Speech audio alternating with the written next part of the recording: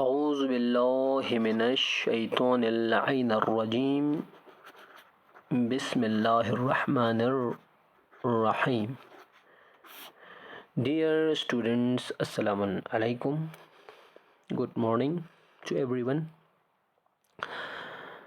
LKG classes کے لیے ہم اردو مضمون میں سے حروف تہجی جو ہے پڑھ رہے تھے. حروف تہجی آپ کے سلیبس کے مطابق T1 جو آپ کا ایگزام ہے T1 پورشن میں صرف آپ کو حروف تہجی کا ہی مشق کروانا. آپ سے حروف تہجی کا جو مشق ہے جو اس کو کروانا ہے صرف. تو حروف تہجی ہم نے کل بھی لکھا تھا, آج بھی ہم لکھیں گے, کیونکہ اس کے علاوہ کوئی یعنی دوسرا ٹاپک ہے کہ نہیں, کیونکہ صرف یہی آپ سے کہا گیا ہے کہ LKG والوں کو T1 میں صرف حروف تہجی جو ہے اس کا مشق جو ہے کرنا ہے. خیر, ہم حروف تہجی کا جو مشق ہے ایک 2-3-4 بار اس کو ریپیٹ کروائیں گے. اس کے بعد ہم جو آپ کا T2 والا پورشن ہے اس کو بھی کور کریں گے ساتھ میں, تاکہ بعد میں پھر ریپیٹ کر سکے. جیسے کہ T2 والے پورشن میں جوڑ کے لکھنا, کھول کے لکھنا, یہ والا پورشن ہے, تو اس کو بھی ساتھ ساتھ میں ہم کرائیں گے آپ سے. تو حروف تہجی کل ہم نے پڑھا تھا.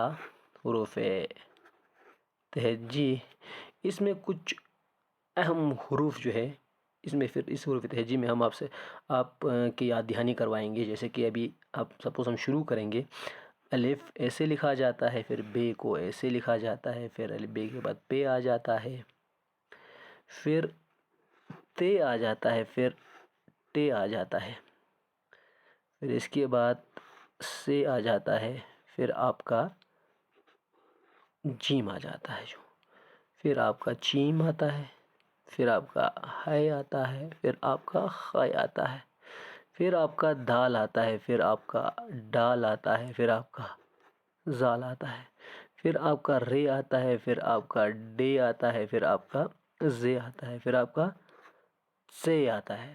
اس سے کو جا بھی پڑھا جاتا ہے. صحیح کے بعد آپ کا پھر آپ کا آتا ہے سین, جو پھر آپ کا آتا ہے شین, پھر آپ کا آتا ہے سوات, پھر ضاد, پھر طوئی, پھر زوئی, پھر آپ کا آتا ہے آئین, پھر غائن آتا ہے جو, پھر آپ کا آتا ہے فے, پھر قاف, پھر کیپ, گاپ, لام, میم, یہ آ گیا نون.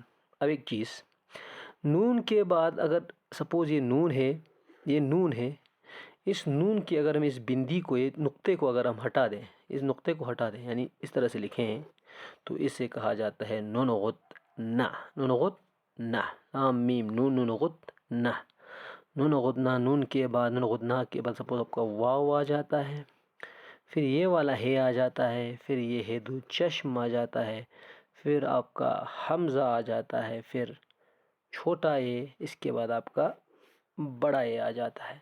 کل کے حروف تہجی, کل جو آپ کے حروف تہجی آپ کو میں نے لکھوایا تھا, اس میں یہ جو نون غتنا یہ ہم نے نہیں لکھا تھا, کیونکہ نون اس کے بعد یہ نون غتنا یہ آپ کی یاد دہانی کے لیے لکھا گیا ہے, جبکہ نون غتنا آپ کے حروف تہجی کے اندر لکھوایا نہیں جاتے. پھر بھی میں نے اس لیے لکھا ہے کیونکہ آپ کو پتہ چلے کہ نون کے بعد ایک نون غتنا بھی آتا ہے, جس کے اندر لکھاوٹ سیم ہے, جس کی صرف بیچ میں سے جو نقطہ ہے اس کو ہٹانے پر نون غتنا جو ہے بن جاتا ہے. ناظر رکھتا ہوں چھانا, یہ آپ کو حروف تہجی ہو گیا. اس کو پھر آپ لوگوں نے ڈیلی الف, پھر بے, پھر پے, اس طرح سے لکھنا ہے. تو آپ کی یاد دہانی کے لیے اگر کوئی بچہ میم پہ اگر پہنچا ہے, تو آپ نے میم سے جیسے کہ مور سمجھو, یا میم سے آپ کا مرغا, اس کو لکھنا ہے. پھر بچے کو آپ نے اس طرح سے میم کا مشق لکھنے کے لیے دینا ہے. میم ایک تھوڑا گیپ چھوڑ کے میم, پھر گیپ چھوڑ کے پھر میم, پھر گیپ چھوڑ کے میم, چھوڑ کے میم. اس طرح سے بچے کی کاپی بچے کو مشق دینا ہے, اس سے لکھوانا ہے. کم از کم دن میں ایک مشق آپ دے دیں. میرے خیال سے دن میں ایک نہیں 2 مشق دے گا تو بہتر رہے گا. دن کے سمے کے لیے ایک اور رات کے سمے کے لیے ایک مشق. یعنی میم کے بعد اگر آپ کا ہمارا نون آتا ہے تو نون سے سپوز نون سے آپ کا نلزر سمجھو چھانے, پھر نون کا مشق بچے کو دے دے. نون پھر ایک بعد نون، پھر نون، پھر نون. یہ مشق جو ہے یعنی دن میں 2 مشق دے گا تو بہتر رہے گا، بچہ تھوڑا انگیج رہے گا. بے شک دوسرے سبجیکٹس بھی ہے لیکن لوور کلاسز کے لیے وہ تھوڑا یعنی بھاری سا لگے گا. یعنی جو آپ کو موضوع لگے اس کے اکارڈنگ بچے کو آپ مشق دیں گے. شانہ اسی پہ میں آج کا جو دوسرا لیکچر ہے ایل کے جی کے لیے رکھوں گا، کیونکہ ایل کے جی پہلے بھی میں نے کہا ہے ایل کے جی کا سلیبس جو ہے یہی ہے FT1 کے لیے صرف حروف تہجی بچوں سے یعنی بچوں کو یاد کروانا ہے، بچوں سے مشق کروانا ہے.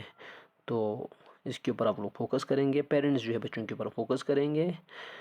دوسرے لیکچر کو آج میں یہی سمیٹ رہا ہوں. السلام علیکم ورحمۃ اللہ وبرکاتہ.